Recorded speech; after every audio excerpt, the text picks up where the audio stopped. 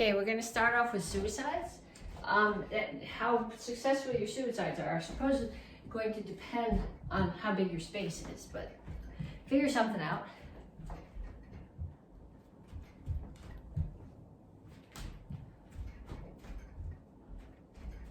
The important thing about the suicides is the combination of the running and the level change. So make sure you touch the floor in between. Then punches. Hands up, feet stay moving.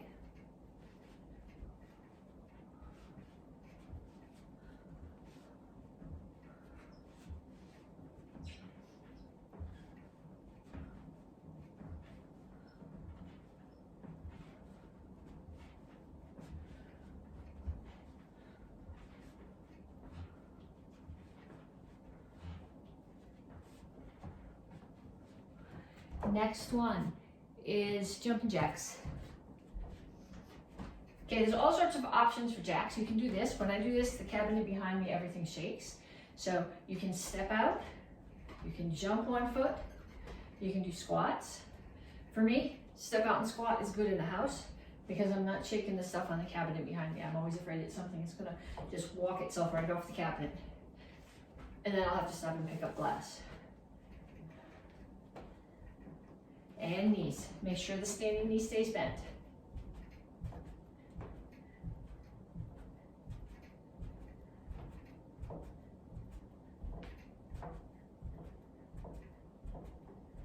Other side.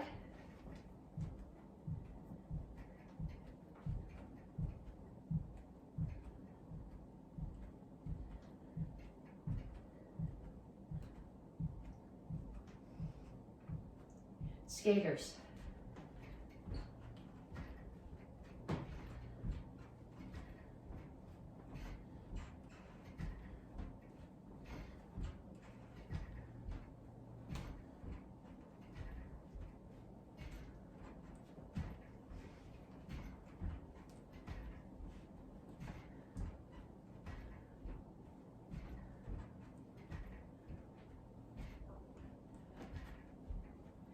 Kicks, front, side, back.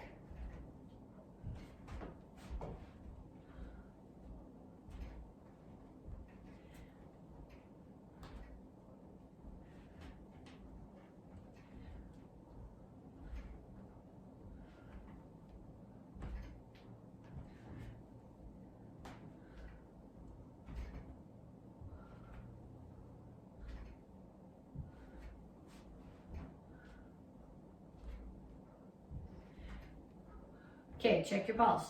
You should be at least at 120. You need to do at least 1 more set of that, preferably 2 more sets. Each set should be a little bit faster than the set before. So it's suicide runs, punches, jumping jacks, knees, skaters, and kicks. 3 times through, then grab a drink and come on back to me, and we'll stretch. Okay, so you should have done your warm-up 3 times. We're going to stretch now. Give me some arm circles. Other direction. And arms over and under.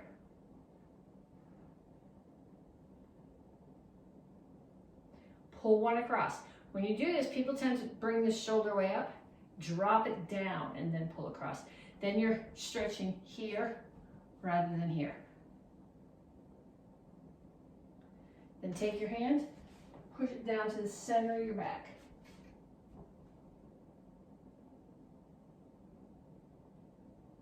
Pull the other one across.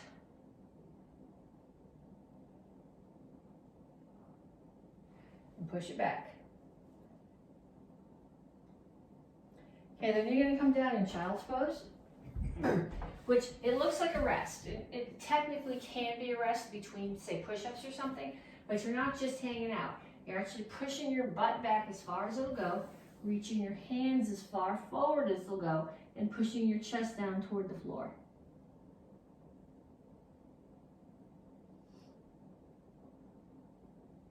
Then dig your toes in, straighten out, heels on the floor, straighten out your legs, put your ears between your elbows and push your chest back towards your knees. This is called down dog.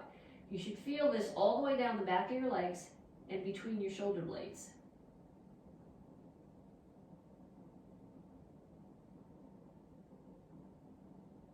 And then have a seat. Feet out. I'm going to take my left hand, grab my left toes, and then I'm not reaching across, but I'm reaching over the top. Trying to get my right hand to the same spot. Keep your butt on the floor, both butt cheeks.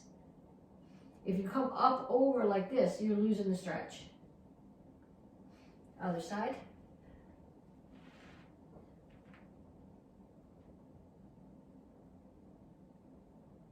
And then come to the center, make sure your toes stay up, don't roll them in, and your chin stays up, and reach your elbows to the floor.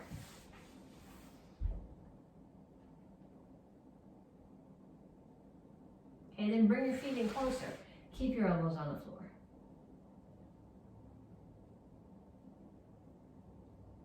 And bring your feet in closer and put your elbows on the floor outside your legs. Stand up. You're going to cross your feet. Back is flat, chin is up. Reach your chest down towards the front knee.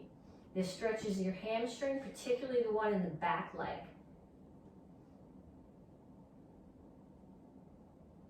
Then switch your feet.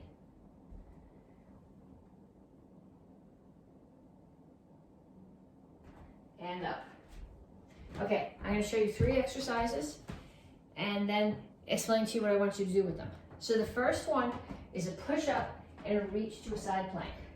So I don't care if you do your push-ups on your toes or on your knees, but in either case your back is flat. So your back is here or here, not here. When you do your side plank, whether you're on your toes or on your knees, your hip is up. Don't let your hip drop. Okay, so you're going to do push-up. This is not good on the wood floor. My feet are sliding. And reach. Push up. And reach. Okay, that's the first one. The second one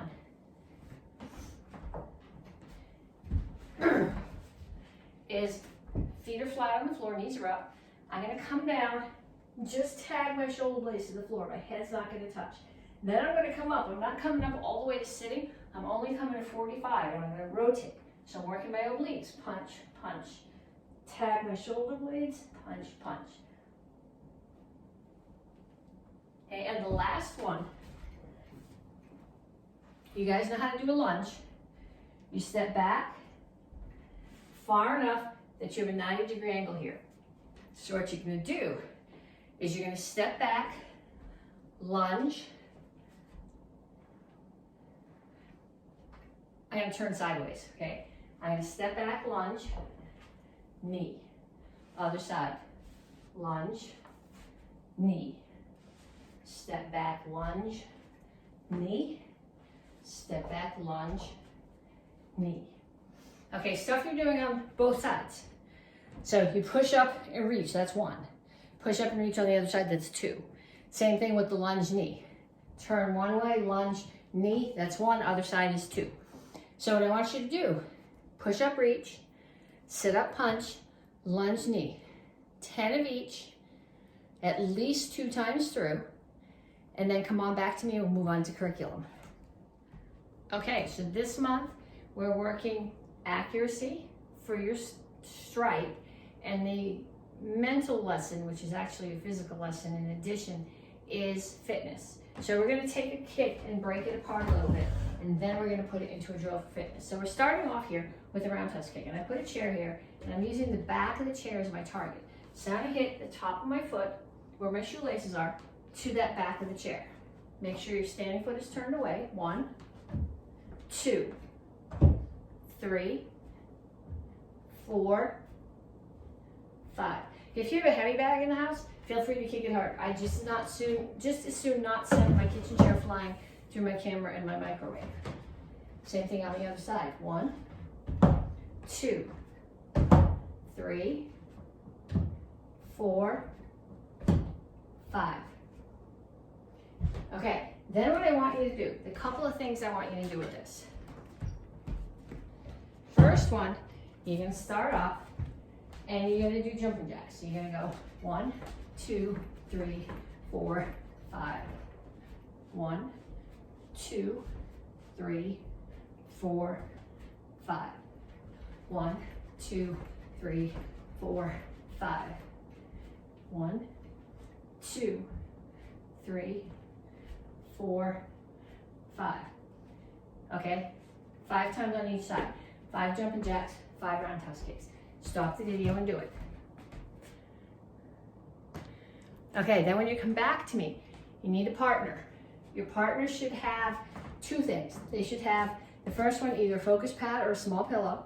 And the second one, if you're working outside in the yard, a bouncy ball is okay. If you're working in the house, you probably just want like a crumpled up roll of paper. Okay, so for the first part of this drill, your partner is going to hold a target. It's going to hold something in their focus pad or pillow. And you're going to stand at your guard stance and they're going to call to you. And you're going to turn to them, and whatever height the target is at, that's where you're going to kick. So I'm here. They call me from there and the target's high. Turn and kick. I come back to my guard stance. They call me there. Target's low. Turn and kick. They call me again there. Target's center. Turn and kick. They call me there. Target's high. Okay, so I want you to do that with your partner. Have them offer you at least 20 targets. Stop the video and have them offer you targets. Okay, so you did that, right? Now, next one I want you to do, I want you to take either the bouncy ball if you're outside or in the garage, or if you work out in your basement and there's nothing for it to hit. Otherwise, just a crumpled up ball of paper. And your partner's gonna hold it in their hand. They're gonna hold it at different heights. Okay, if they're holding it low, tell them not to do this because that puts their face right in range of getting hit. If they're holding it low, have them do it like this so that their face is still out of the way. And what you're doing is they're gonna put the target there and you're gonna kick the ball or the piece of paper out of their hand. 10 times on each leg. I'm gonna stop the video, do it 10 times on each leg, and then we come back, we're gonna work on some forms. Okay, so Monday's video, we worked on the beginning of each form from this cycle. This week, today, this is the Thursday video. I wanna take what we did on Monday, and I want you to use it as self-defense. Okay, so we're gonna start with action card with basic form 1. At its very most basic form 1. Somebody's coming at me, they throw a kick, I step in and I low block to the inside of their knee and I step and punch. I hear somebody running at me on the other side. I look at them, I turn, I low block, I step and punch. Okay, so do that a bunch of times. And then I want you to think of other things you could be doing. Okay, supposing somebody is standing next to me and they're choking me. Okay, I'm going to step in to clear my foot out of the way of theirs and just step right into them and hammer the inside of the knee and then push them away from me as I step and punch. And then someone on the other side, they're right close, they're going to grab me and turn into that. Hammer the inside of the knee. Step and punch. Okay, let's see what else I can do.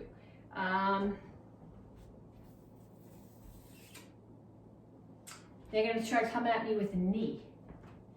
Okay, so I'm just with here now, instead of the hammer, I'm using my whole forearm to block the side of their leg. They're going to fall into me in this case because they're way up close. I'm not even going to step here, I'm just going to punch. And then same thing on the other side, they're coming at me with the knee, block it with my whole forearm, and punch. Okay, I realize it's kind of a hard thing to do with basic form 1, but I want you to come up with, in addition to the three interpretations I just did, come up with at least 2 more. I don't care how far-fetched they are, mess with them. The more things that you try, if you have somebody in your house that you can try them with, that much better. Because then if you actually have to do this as self-defense, your brain knows, okay, we've already tried this, your muscle memory knows. We've tried this, it doesn't work. We've tried this, it does work. This is what we're gonna mess with. Okay, so then from Chilsung Ilro. Is that what I have here? Yeah, okay, so from Chilsung Ilro, again, we start with the very most basic self-defense. Somebody's throwing a kick. I block it. They fall into me. I do a high block. I chamber. I strike the neck. I pull their head in. I knee through their face. I push them away. I throw 2 punches. Okay, then we're going to take from this, just like what we did with basic form 1. I'm here. Somebody's standing really close. They're coming in to choke me. I'm just going to turn and hammer the inside of their knee and then come up under their chin with my forearm. Push their head down out of the way. Chop the side of the neck. Break some ribs. Okay, let's see what else we can do here. They're just running at me. I'm going to turn, step into them, stop them as they're running into me. Again, catch their throat as they're falling into me. Chop right through the face. Okay, so that's, what did we do? 3 different ones? The same 3 that we did with the basic form 1. Try to find at least 2 more. Find somebody who's in your house. Play with these, see what works, see what doesn't. Okay, Chilsung Samro. 7 stars and 7 spiritual ways, stage 3. We're actually going to go 1 move further than we did on Monday, just because I want you to see where we're going with this. Very most basic self-defense. Somebody's coming at you. They're stepping in to throw, to bring their knee up to chamber for a front kick. You're to step in, push that down, drop your weight, push their chin up as it falls into you. Push them away. They come charging back at you. Block their kick, get your foot out of the way. Okay, in the form, the next attacker is coming from the side. So I'm going to turn, block that attacker, block their punch, and then I'm going to push them away from me with the side kick. Okay, from a self-defense point of view, it makes more sense for your whole attack to be coming in this direction. So I'm going to block the knee, take the chin, push them away. Hop out of the way of the kick that's coming at me. Now they're going to punch me. I'm going to block.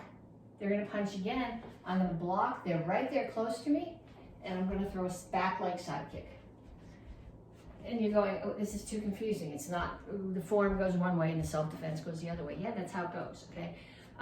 You need to be able to do these moves independently. I'll do that once more the way that it goes each way.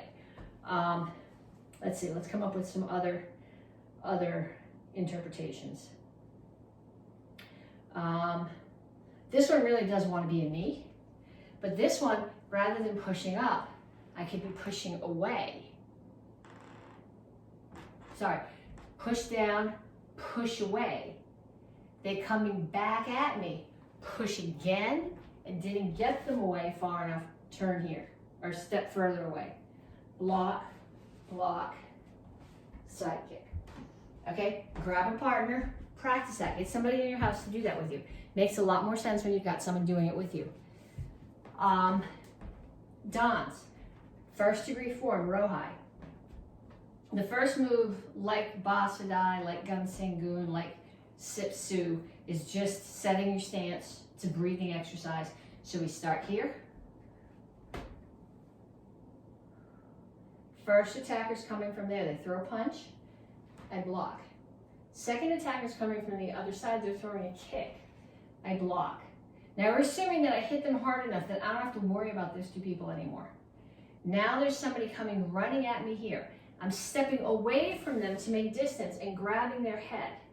Now they're still coming at me, so I'm going to come at them, drop my weight, headbutt, and I'm bringing this knee up, so I headbutt, and I can be kneeing them in the groin or the ribs at the same time, and then I'm going to hop out of the way and drop them. Okay, so here's your breathing exercise at the beginning, where you're breathing, your control of breath, block a punch, hit it hard. Because you got to make sure that they're not going to come back because somebody's kicking you on that side, hit it hard. Somebody's coming, step away from them, grab, let their momentum continue carrying them into you. Headbutt, knee at the same time, and just hop out of the way and let them fall. Make sure when you do your headbutt, you're hitting them with this part of your head. Okay, if you hit with this, or you're gonna raise an egg there. If you hit them with this, you're gonna hurt yourself way more than them. I had somebody say to me in class the other day, what if they're way taller than you? From a self-defense point of view, you can throw, headbutt can go to the side. You can hit with this part of your head to this soft spot of them here or this spot, or you could do a rising headbutt up under their chin or under their nose. From a point of view of a form, you're assuming they're the same height as you are, so you're taking your forehead to their nose.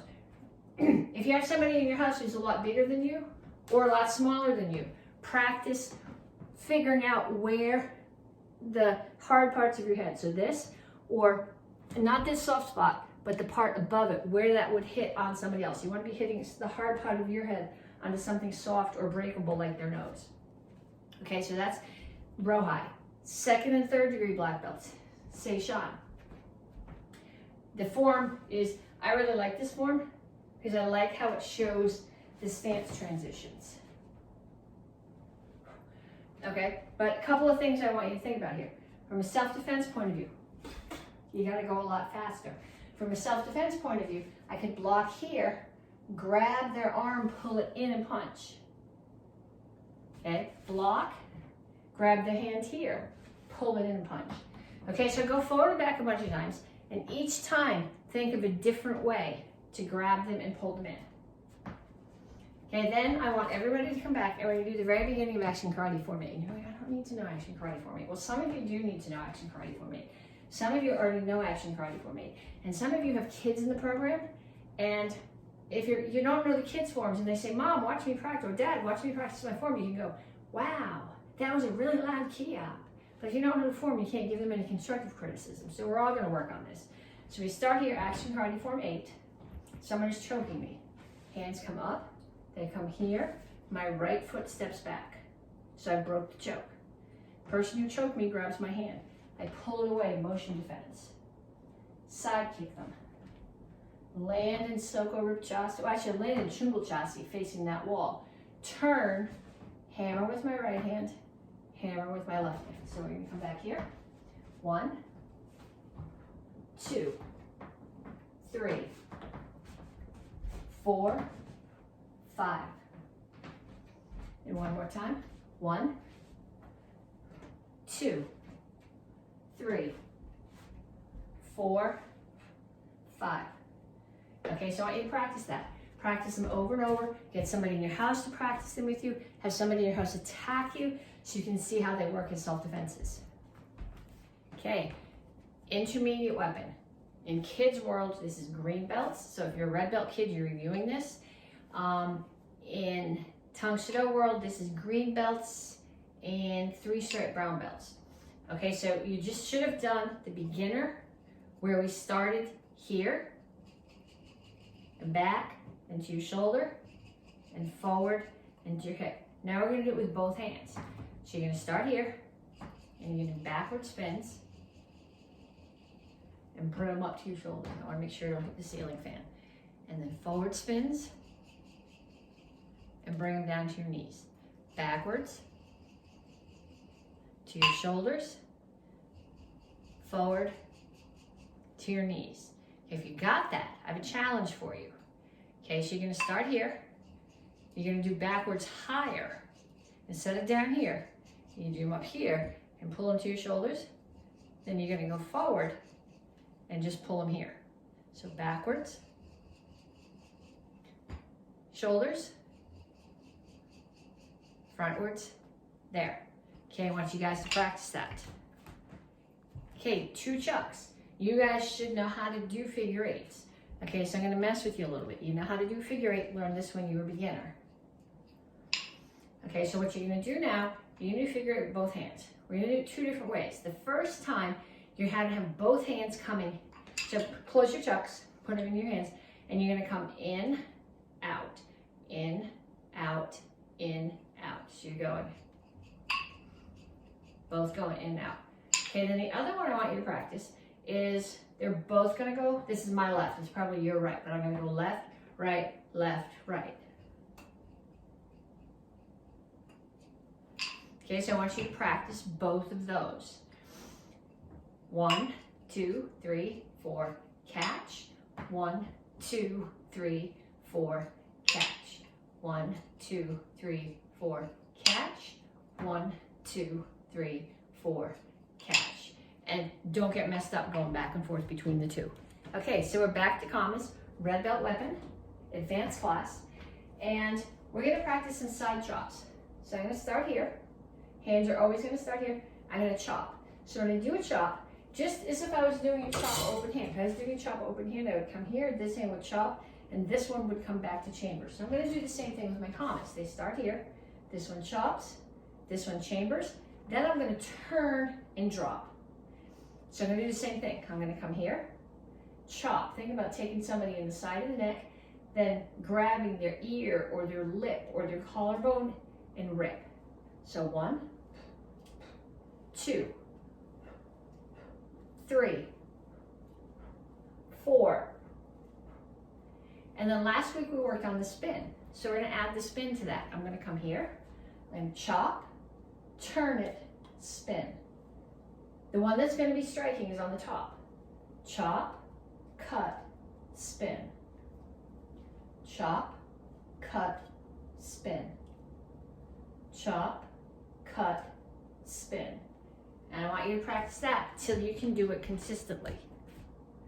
Okay, so black belts, if you were practicing somewhere not in your kitchen or the room where there's a china cabinet or a big screen TV, you can practice with the oar. The rest of us are gonna practice with our house oars. For me, that's in a screamer stick with the cardboard paddle at the end. It's just got tape on it to hold it on. You can do this with a yardstick. Put a sock on the end or something so that you know which end is the striking end. If you're living in a dorm and you're not allowed to have a weapon, take your ruler, put a sock on one end. There's your stick weapon and you know which end you're working with. Okay, so when you're using a bow, you use both ends, but both ends look the same, so it doesn't really matter which end is striking. Here, I want to hit somebody with the business end, with the wider. I might stab someone with the point, but I want to do most of my striking with the business end. So I got to be able to turn it, to flip it. Okay, that's in the house. It's a little bit harder when I'm using the big stick because I got to turn and readjust my hands. Okay, so even if you're practicing inside, at some point when you can go out, or if you're practicing in your dorm room, at some point when you're home, practice with the heavier stick because having the longer stick and having to slide your hands does change it. Okay, what I want you to do here is I'm going to start here, I'm going to step out, and I'm going to hit somebody with the business end of the paddle. Then I'm going to step in, switch, so that the business end is the other side, step out and strike. Step in and switch, out and strike. In and switch, out and strike. So you're here, I'm going to strike, step in, bring it to the other side, step out and strike. Step in, bring it to the other side, step out and strike. In. And I don't really care which foot steps in. That's going to depend on your space, but I want you to step out so that the foot under the business end is what's stepping out. So I step out, I step in, switch, out. Okay, I can step in with this one too, it doesn't matter. I just want to make sure you step out with that one. And like I said, your space is going to determine a lot of what you can do.